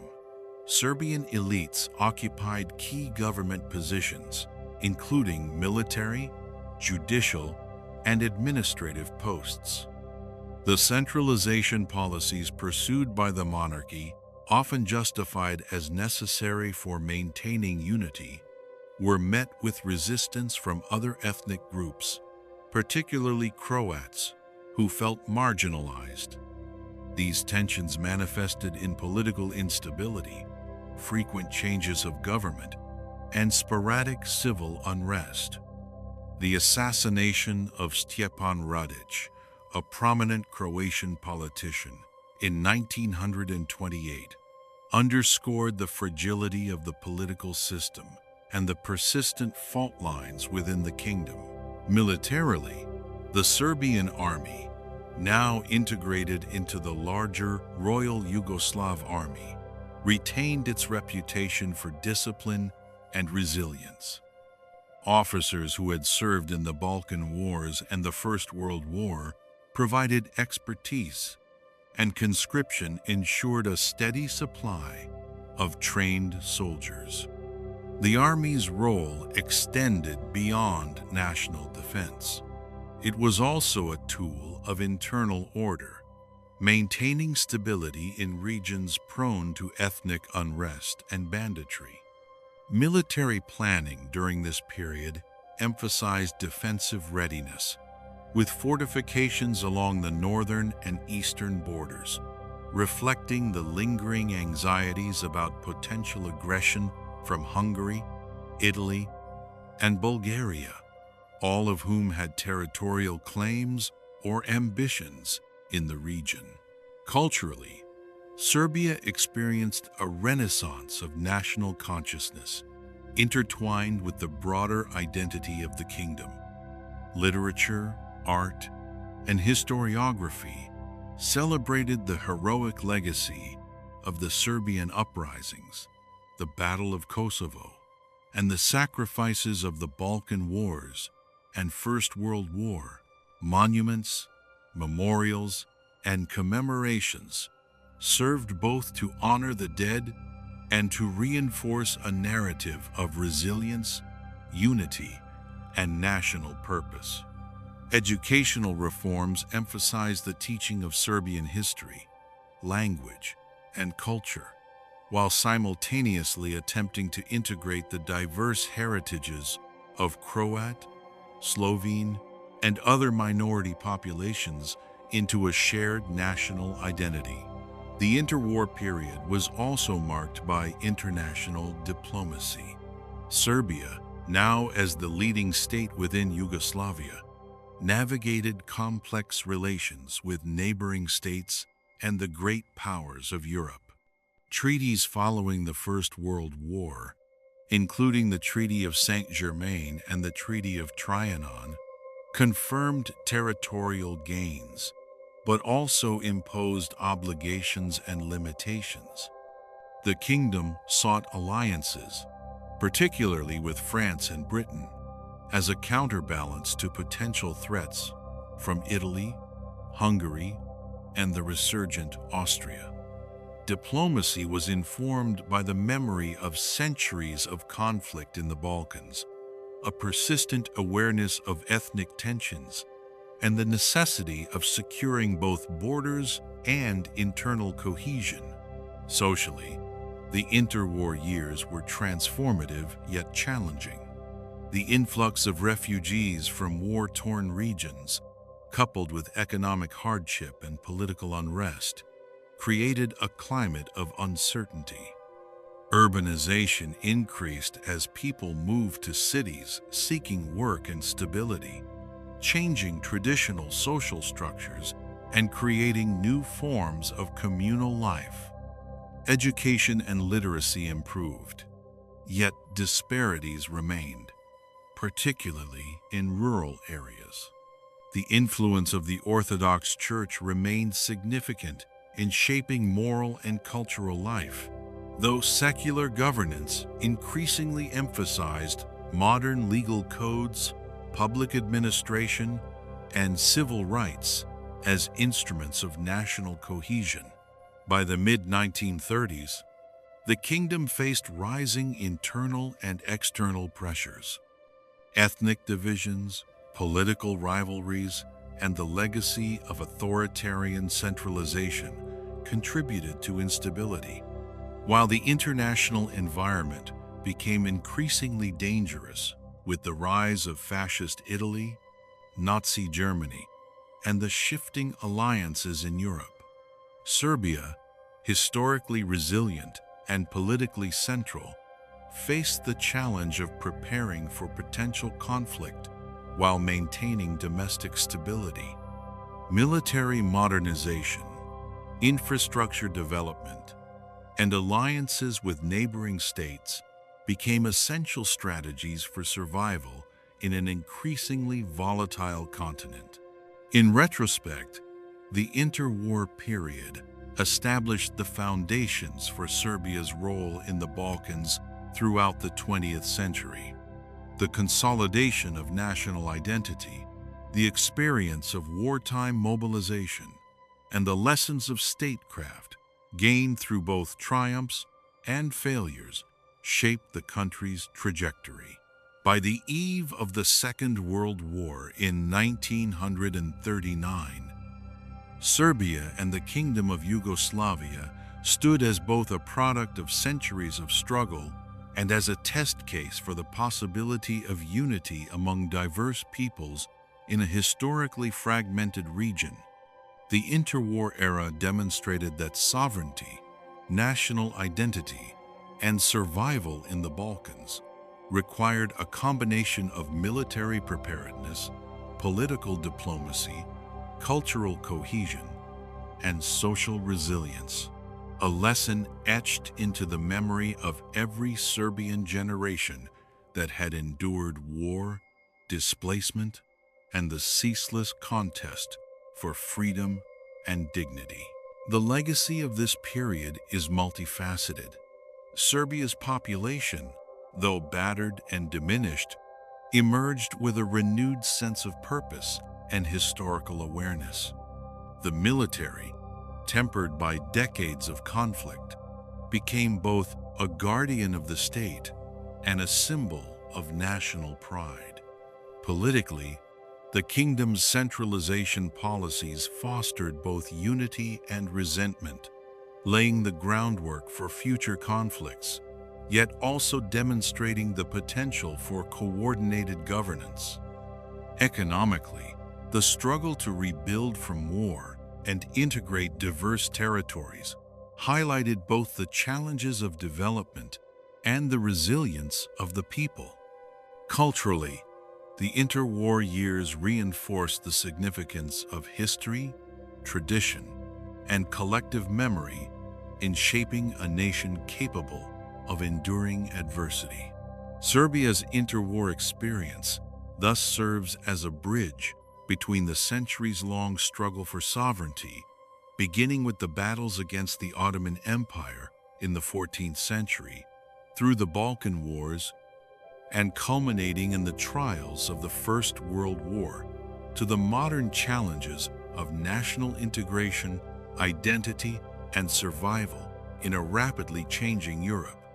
It is a story of endurance, adaptation, and the persistent quest for stability and self-determination, a testament to the enduring spirit of a nation forged in the crucible of history and conflict.